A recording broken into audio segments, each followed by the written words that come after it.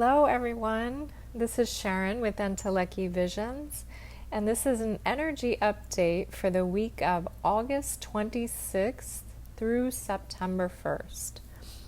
So, I've been feeling a little under the weather this week, so bear with me as my voice tries to cooperate with this update. So, what do we have happening this week? We are nearly completing the summer season. So we're exiting the wild summer of eclipses and all of the change that we have been through and moving toward a new month at the end of this week, closer to harvest season and closer to the autumnal equinox, which happens about a few weeks into September. So Virgo season has officially begun, and this particular sign is all about the details. It's all about perfectionism at times. If you know any Virgos in your life, you may notice that they are very detail-oriented, focused on all those minute pieces and parts in their lives. So this particular sign can really highlight some truth, maybe a dose of reality for our lives, exposing some kind of reality into our experiences. So it's really asking us, what is true for us? And what are we experiencing right now that maybe we haven't noticed or been able to tend to in a while? So with that, it's asking us to purify our lives. So purifying something that maybe hasn't been working. And it's really focusing on the physical, on the tangible, on our routines and how we are treating ourselves. So this is a good time to really purify our minds, purify our bodies, our energy, our emotional wellness.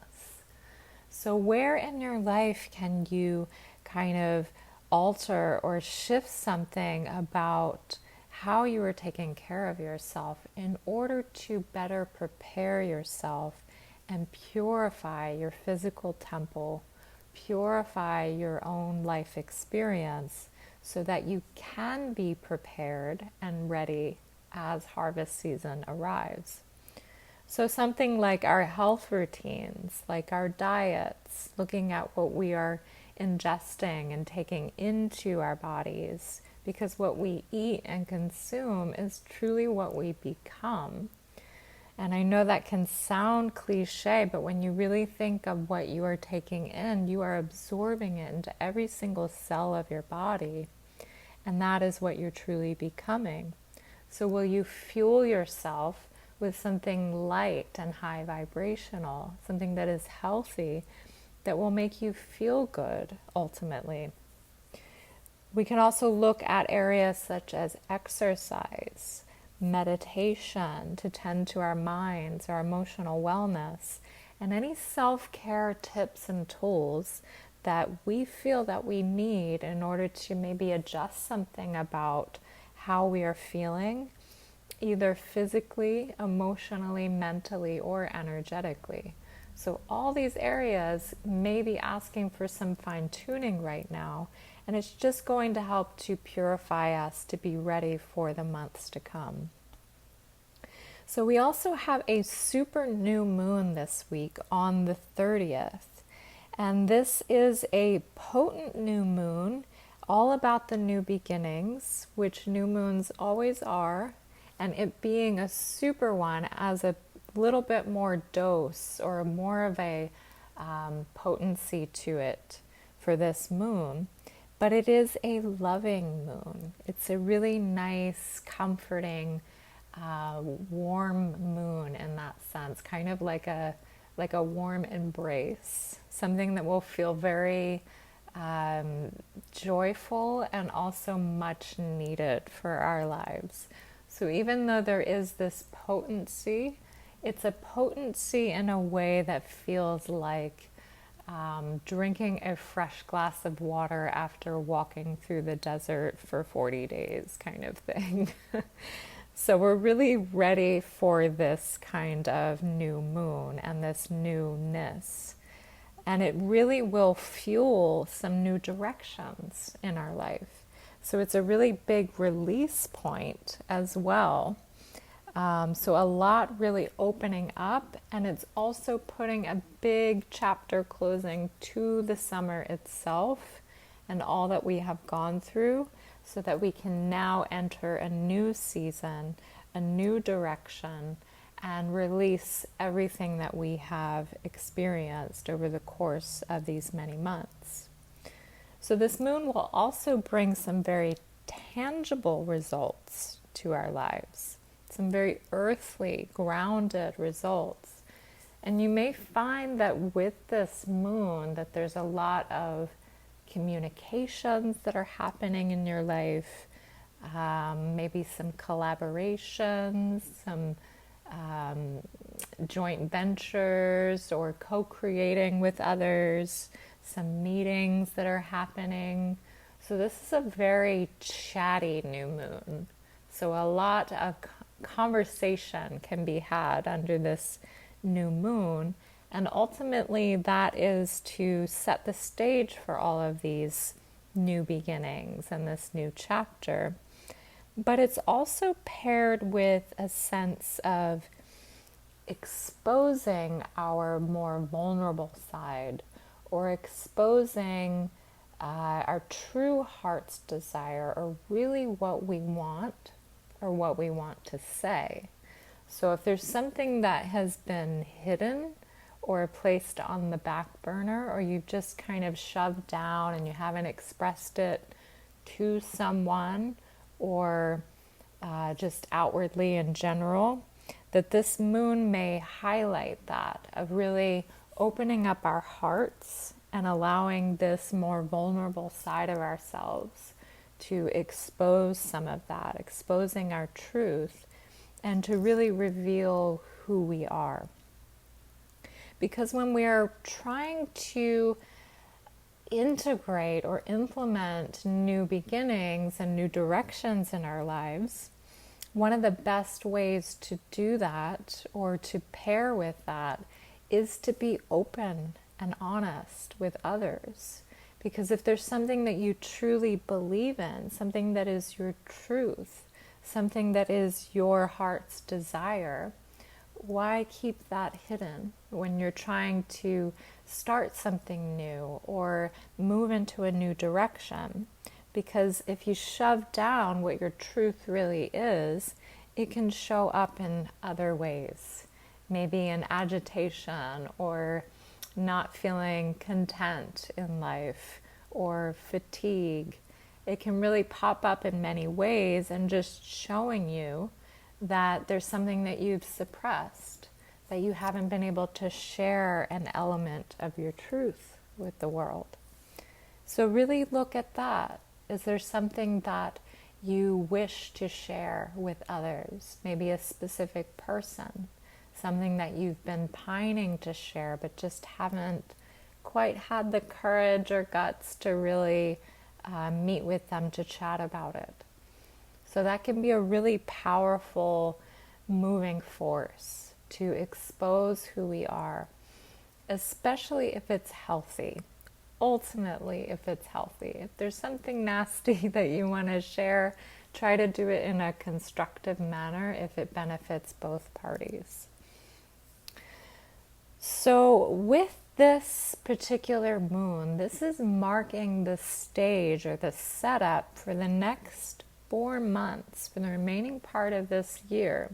We really only have 4 months left in this year. Where has this year gone? It has truly flown by. But when you see it in that perspective, that we only have 4 months left of this year, it really shines a light on that higher perspective. That is there something that you've been wanting to do, or craving to do, or move towards, but you've been holding yourself back from it, or you just haven't maybe had the time or found the time for it, or you've been procrastinating with it, saying that you'll do it tomorrow or next month or next year. now is the time to really choose to move towards those things, because this particular period of the next 4 months is so much larger than maybe any other fall season, fall to winter season that we've had. 2020 will be a very potent year. And with all the alignments that are going to be paired in this coming year of 2020, this portion of this later part of 2019 is setting us up to be ready for 2020. And that's a good thing, because we will be sharing more of our mastery, more of our gifts, more of who we are. And so nothing to fear. It's all amazing evolution, shifts, changes. And this is why we are here, to do this work and to share what we are meant to share with the world. So look at these next 4 months as a chance to really prime yourself, are the words I'm getting, is to really prime yourself for what you truly want to offer, what you truly want to share, and to look at any areas of your life that may be presented as obstacles right now, and to look at how you can make the changes to begin to shift them, to change something that might be standing in your way of anything that you want to do, but you feel like this obstacle has been in your way. So it's up to you to really choose how to make those changes. And you can always, always ask the universe for help, that we are never alone on our path, and that we always are guided and supported on so many levels.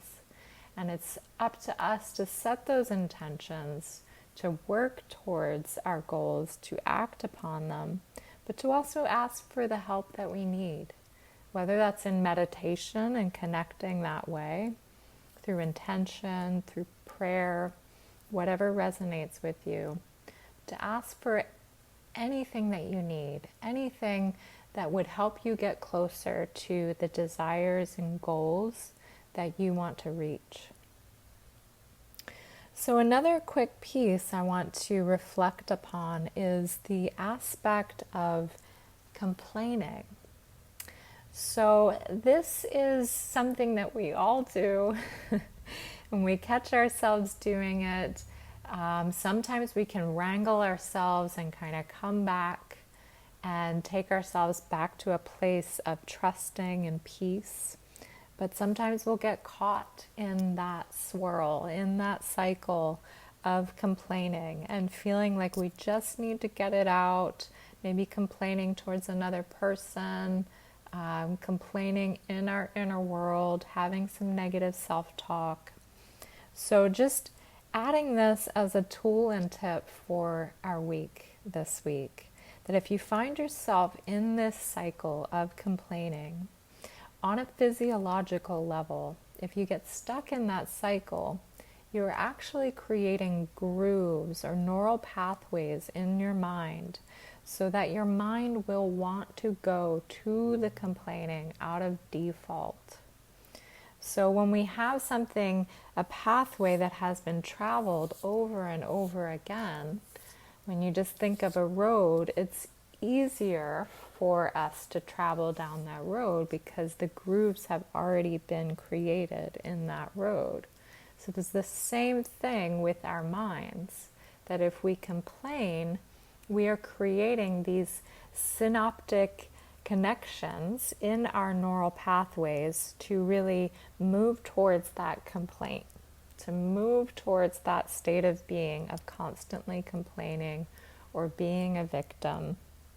And we can shape and carve new neural pathways. And the way to do that is to create a new pattern, to create a new habit, so that the complaining does not become the default.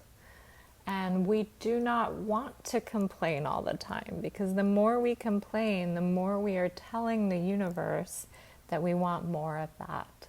So it's kind of like an intention or a prayer that we are sending out, but we don't really mean to be sending it out. But the universe is responding to it regardless. So if we can reshape and offer a sense of appreciation, anytime you go into a space of complaining or victim mindset, to catch yourself, to come back to that place of trust, to offer some gratitude of what you do have, of what is going right. Even if it takes some time, you can write it down, maybe offer 3 things during your day that you are grateful for, and jot it down to really see that these are things in my life that are going right. So this is a good practice to really reshape how we are thinking and how we are speaking to ourselves and others, and offering more gratitude and appreciation will tell the universe that you want more of that. You want more of these gifts. You want more of the things that you are appreciating, loving, and supported by. So I hope you have a wonderful week ahead. If you need additional support, you can reach out to me at enteleckyvisions.com. I offer remote and in-person sessions in Arizona. And I thank you for listening. Have a wonderful day.